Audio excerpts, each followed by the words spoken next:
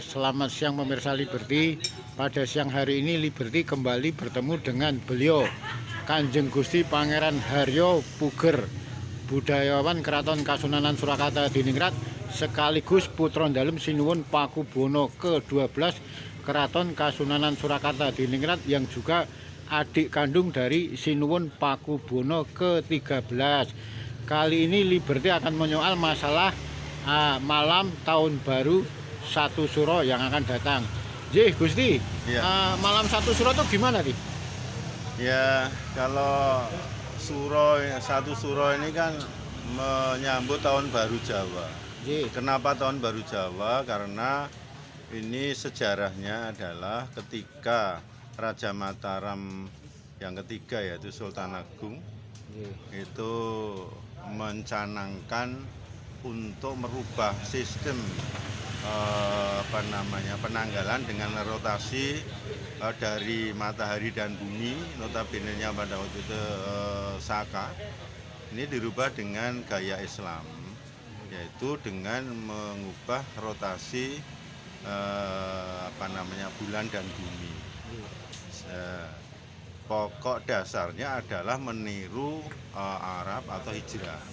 Namun demikian, dari proses perubahan ini, Sultan Agung membuat hitungan yang dimana nama-nama bulan itu diganti.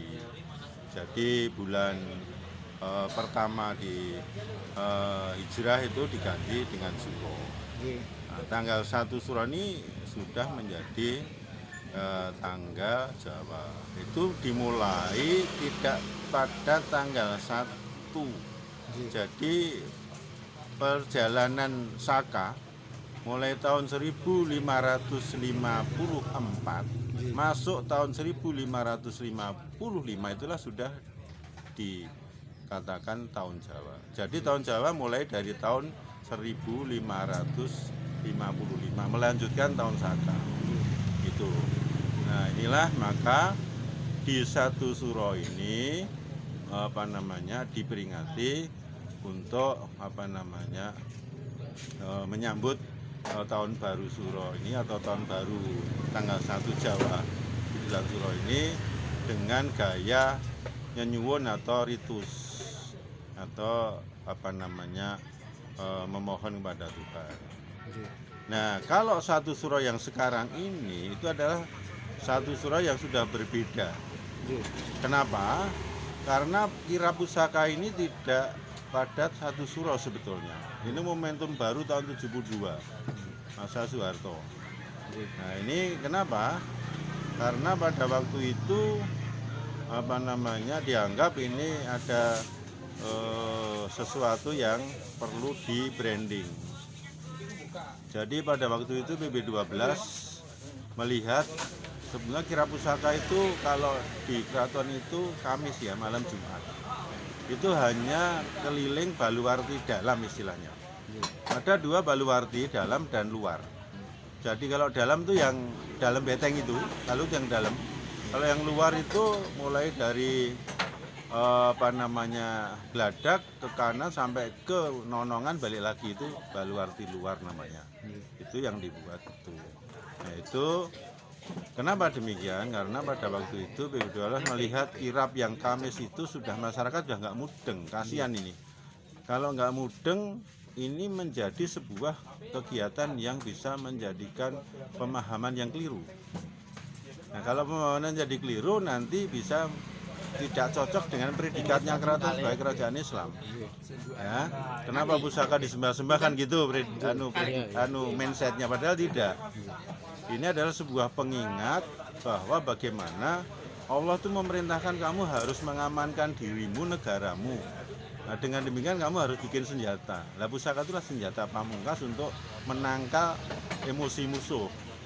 Nah, ini diperingati aja bahwa dengan pusaka inilah maka kamu selamatlah keratonmu, selamat komunitasmu atas izin Allah, karena predikatnya Islam tadi.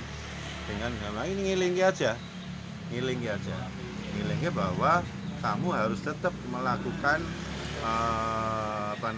wirodah atau wiradat kalau di wilayah Jawa, untuk mengamankan dirimu. Nggih Gusti, kenapa selama ini harus pakai semacam itu Gusti? Ada cucuk lampuhnya, cucuk lampah dari Kebo Kiai Slamet itu gimana Gusti? Ceritanya Oke. gimana itu? Jadi Kiai Slamet ini mempunyai predikat nama Selamat ya. Selamat ini ya selamat, selamalah. Jadi inilah satu kata itu aja yang dibikin bahwa kita yang paling pertama adalah mohon keselamatan. Kamu kalau mau keluar rumah, ya Allah selamatkan saya di jalan. Gitu mesti selamat itu nomor satu. Itulah kalau kita berkata pada figur si kerbau sendiri itu sudah banyak makna. Itu jadi selamatlah itu yang paling penting. Maka di pusaka pun ada Kiai Slamet banyak itu. Itu untuk tujuan doa. Selamat itu adalah doa. Jadi pusaka dikatakan Kiai Slamet ya doanya supaya bisa menyelamatkan kan begitu. Itu aja doa sebetulnya. Berarti selama ini mereka yang menyangka kegiatan kirap malam satu suro itu bagian dari tradisi yang musyrik itu gimana Gusti? Oh salah. Jadi ini pengingat bahwa kita itu dulu sebagai kerajaan besar tentu harus punya pusaka andalan. Dan inilah yang menyelamatkan kerajaan ini sama komunitas Jawa iki. Aku ciptakan kamu bangsa dan suku-suku Jawa ini diselamatkan dengan pusaka itu. Ini ngiling gitu, mengingatkan, kamu pernah diselamatkan. Nah, bersyukurlah kepada Allah karena pusaka ini dulu menyelamatkan kamu. Gitu aja sebenarnya keterangannya. Berarti nggak musyrik tuh ya dengan adanya kalau Kebo saya barang nyembah itu ning ya? pusaka, saya Gusti Allah ning pusaka, salah. Saya sudah kecil tuh weruh pusaka, Pak. Saya terakhir tuh juga ngeladosi ikut merawat pusaka-pusaka yang diperintah oleh BB12. Saya tidak nyembah pusaka.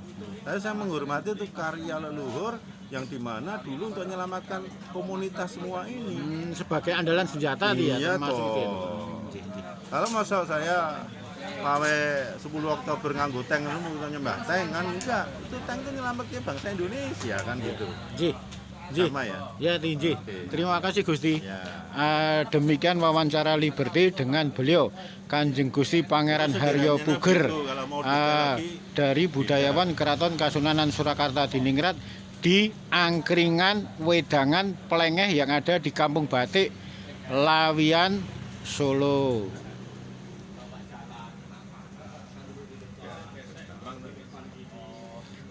Terima kasih dan akhirul kalam wabillahi taufik wal hidayah. Wassalamualaikum warahmatullahi wabarakatuh.